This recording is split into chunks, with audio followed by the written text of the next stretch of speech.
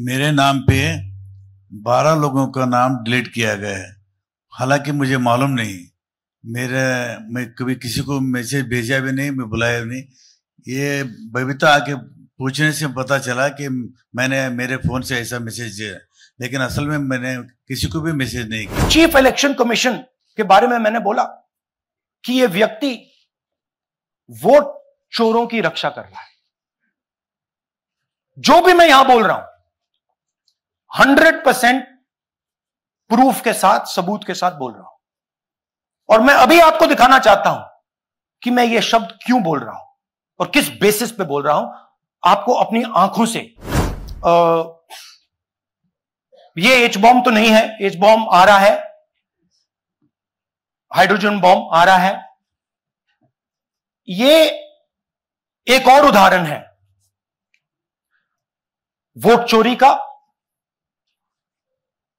पिछली बार मैंने आपको एडिशंस के बारे में बताया था, ये हम आपको डिलीशंस के बारे में दिखा रहे हैं और सबूत के साथ हम आपको दिखाएंगे कि ये जो डिलीशंस हुए हैं ये सेंट्रलाइज तरीके से कॉल सेंटर के प्रयोग करके, सॉफ्टवेयर के प्रयोग करके किए गए हैं।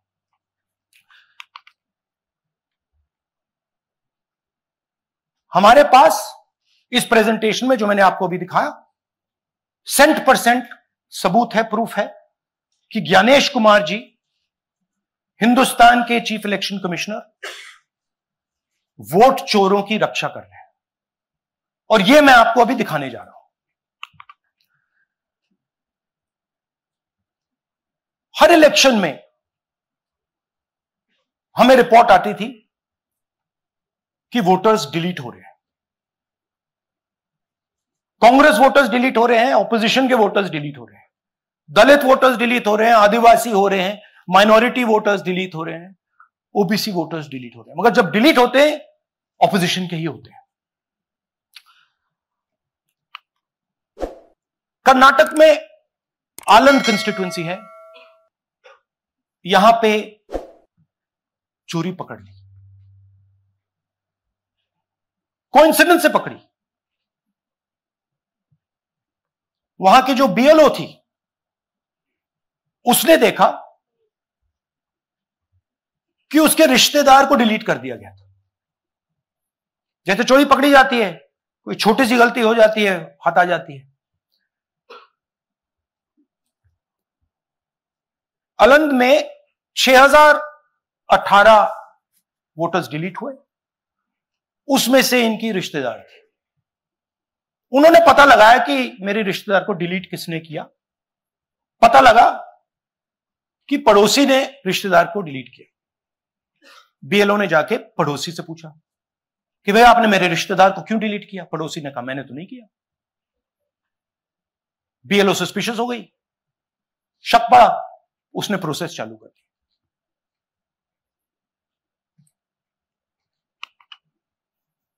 पता क्या लगा कि कोई ना कोई, किसी ने आलंद में वोटर डिलीशन सिस्टमैटिकली ऑर्गेनाइज तरीके से, सेंट्रलाइज तरीके से किया। हमें यह नहीं मालूम कि आलंद में कितने वोटर डिलीट हुए, क्योंकि इससे बहुत ज्यादा हो सकते हैं। 6000, तकरीबन 6000 पकड़े गए, उस पर इन्वेस्टिगेशन हो गया। क्या पता लगा कि फाइलिंग ऑटोमेटिकली ऑनलाइन हो रही है। मोबाइल नंबर्स कर्नाटक के नहीं यूज हो रहे, मोबाइल नंबर्स दूसरी स्टेट्स के यूज हो रहे हैं। इनफैक्ट कर्नाटक के नंबर थे ही नहीं उसमें। मतलब आप दिल्ली में बैठे डिलीट कर रहे हो, आपका नंबर तमिलनाडु का है। आप गुड़गांव में डिलीट कर रहे हो, आपका नंबर झारखंड का है। और जब हम चेक कर रहे हैं कि भैया आपका नंबर है, तो आपका नंबर है ही नहीं, किसी और का नंबर है। और टारगेट करके कांग्रेस वोटर्स को डिलीट किया गया। ये गोदाबाई जी हैं, इनके नाम पर 12 वोटर्स डिलीट किए गए। इनको मालूम ही नहीं, इनको पता ही नहीं कि इन्होंने 12 वोटर्स डिलीट किए। दिखाइए जरा। ಇಲೆಕ್ಷನ್ ಟೈಮ್ ಈಗ ये इनका वीडियो है। ನಾ ಅರ್ಜಿ ಹಾಕಿಲ್ಲ, ನನಗ ಅದಕ್ಕೆ ಸಂಬಂಧ ಇಲ್ಲ, ಅದು ಯಾರು ಹೊಟ್ಟಿ ಕಿಚ್ಚಿಗೆ ಯಾರು ಏನ ಹಾಕ್ಯಾರ ಅನ್ನೋದು ನನಗೆ ಗೊತ್ತಾಗಿಲ್ಲ। तो इनको आइडिया नहीं है कि इन्होंने वोटर्स डिलीट कर दिए।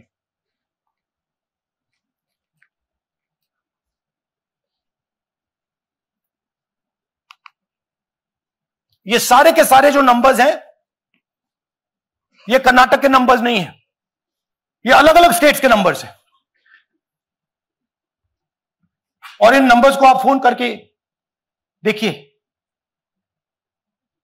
रिप्लाई नहीं आता है।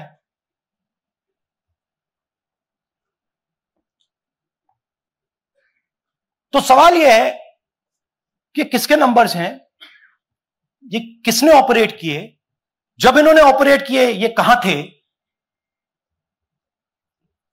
आईपी एड्रेस क्या था, ओटीपी कैसे जनरेट हुआ, कहां गया, यह सवाल है। यह दूसरा उदाहरण, सूर्यकांत जी जो अभी स्टेज पे आए थे, इन्होंने 12 वोटर्स को 14 मिनट में डिलीट कर दिया। आप फॉर्म भरने की कोशिश कीजिए, डिलीशन फॉर्म भरने की कोशिश कीजिए, देखिए।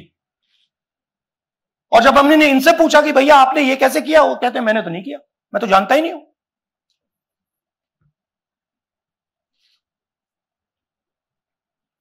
बबीता चौधरी जी का इन्होंने एक नाम डिलीट किया, यहां खड़ी है बबीता जी, यहां है सूर्यकांत जी, यहां है, आ जाइए जरा स्टेज पे, एक सेकंड आ जाइए। ये दोनों खड़े हैं यहां पे, सूर्यकांत जी, बबीता जी। इनको मालूम ही नहीं कि इन्होंने डिलीट किया। Thank you. नागराज जी, इन्होंने 2 एप्लीकेशन 36 सेकंड में फाइल कर दी है। और मजे की बात देखिए, ये 4 बजे सुबह उठ के फाइल कर रहे हैं। पता नहीं क्या हुआ, 4 बजे सुबह कहा कि भैया मैं 2 वोटर को डिलीट करूंगा, और कितने 36 सेकंड में डिलीट कर दिए, फिर सो गए।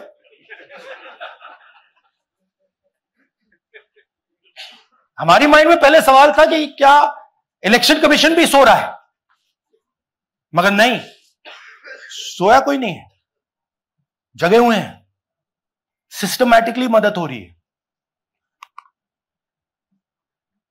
यह देखिए दूसरी बात, जो भी डिलीट कर रहा है वोटर लिस्ट में उसका सीरियल नंबर 1 है। मतलब जो भी वोटर लिस्ट में पहले नंबर पे आता है वही डिलीट कर रहा है। 5वें नंबर वाला, 7वें नंबर वाला, 10वें वाला कोई नहीं कर रहा। तो हो क्या रहा है, सॉफ्टवेयर से यह काम किया जा रहा है। सॉफ्टवेयर प्रोग्राम कह रहा है पहला नाम निकालो और इसका प्रयोग करके डिलीट करो। टारगेटेड डिलीशंस हो रहे हैं। कांग्रेस पार्टी पर आनंद में अटैक किया। टॉप 10 बूथ्स जहां सबसे ज्यादा कांग्रेस की स्ट्रेंथ थी वहां टारगेट किया।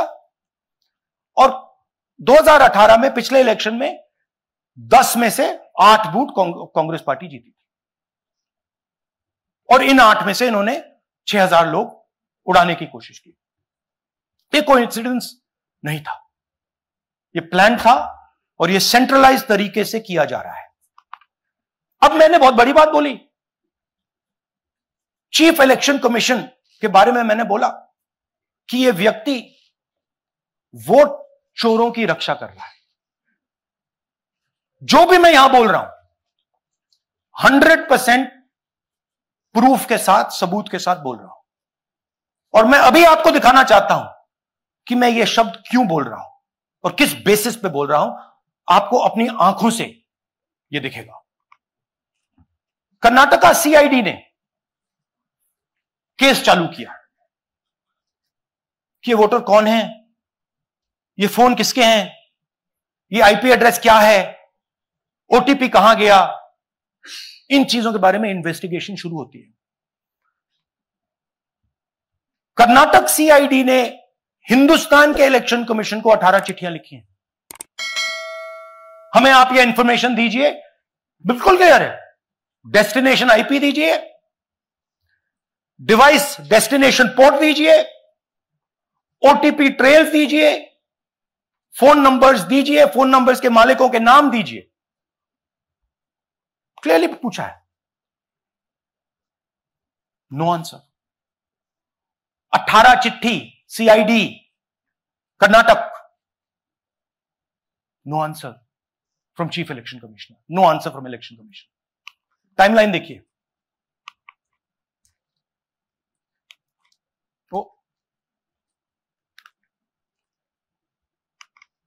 ओके, फरवरी 23 में इन्वेस्टिगेशन शुरू होती है। मार्च 23 में कर्नाटक का सीआईडी चिट्ठी लिखती है ईसीआई को कि हमें सारे डिटेल्स दे दीजिए। अगस्त में इनकंप्लीट डिटेल्स दी जाती हैं, जिससे कोई इन्वेस्टिगेशन आगे नहीं बढ़ेगा। जिन चीजों की जरूरत थी वो नहीं दी, जिसकी जरूरत नहीं थी वो सारी दे दी। पहला सबूत। दूसरा सबूत, 18 बार रिमाइंडर लेटर गए हैं। आपको अगर सीआईडी एक बार लेटर भेज दे और आप नहीं गए, आप जानते हो क्या होगा। यहां पे इलेक्शन कमीशन को 18 बार लेटर गए हैं, कुछ नहीं हुआ है। बाद में क्या होता है, कर्नाटक ईसी इलेक्शन कमीशन को लिखता है, कहता है भैया हमें दे दीजिए, आपको इंफॉर्मेशन देना पड़ेगा। No reply. मार्च 25 में आखिरी लेटर सितंबर में गया है, कुछ ही दिन पहले। No reply from EC.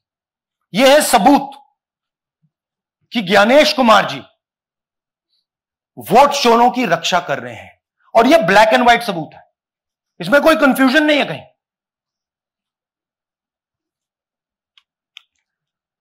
तो सवाल उठता है, ये है कौन जो सेंट्रलाइज तरीके से कॉल सेंटर के प्रयोग से, सॉफ्टवेयर से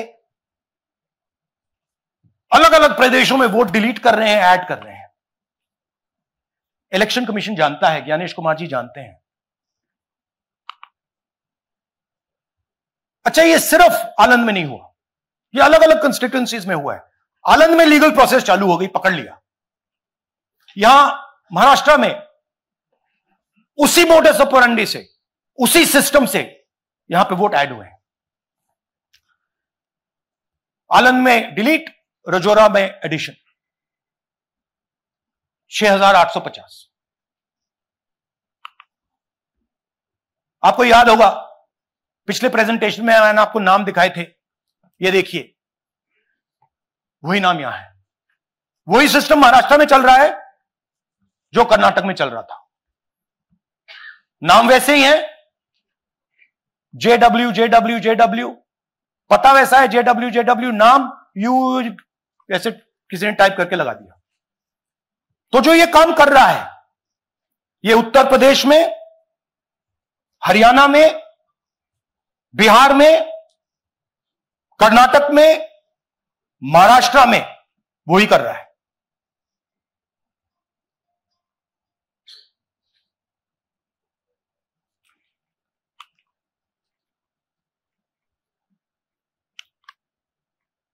तो हमारी डिमांड है, ज्ञानेश कुमार जी आप अपना काम कीजिए। आपने ओथ लिया है, आप हिंदुस्तान के चीफ इलेक्शन कमिश्नर हैं। आपसे कर्नाटक की सीआईडी सबूत मांग रही है। आप कर्नाटक की सीआईडी को यह सबूत 1 सप्ताह के अंदर दे दीजिए, नहीं तो पूरा हिंदुस्तान के सारे युवा इस बात को एक्सेप्ट करेंगे कि आप हिंदुस्तान के कॉन्स्टिट्यूशन, हिंदुस्तान के संविधान की हत्या में शामिल हो, हिंदुस्तान की संविधान की रक्षा नहीं कर रहे हो और वोट चोरों की आप मदद कर रहे हो। Thank you. और थोड़ी देर में हम आपको हाइड्रोजन बॉम्ब दिखाने जा रहे हैं। नहीं आज नहीं, थोड़ी देर में उसकी प्रिपरेशन चल रही है, क्योंकि हम देखिए मैंने टीम से कहा है कि अगर मैं स्टेज पे जा रहा हूं, ब्लैक एंड व्हाइट प्रूफ नहीं होगा, मैं नहीं जाऊंगा। अगर ब्लैक एंड व्हाइट प्रूफ होगा, जो कोई मतलब उसको निगेट नहीं कर सकता, मैं जाऊंगा। मैं देश के कॉन्स्टिट्यूशन की रक्षा कर रहा हूं, संविधान की रक्षा कर रहा हूं, मैं लोकतंत्र की रक्षा कर रहा हूं, और मैं सच्चाई आपके सामने रख रहा हूं।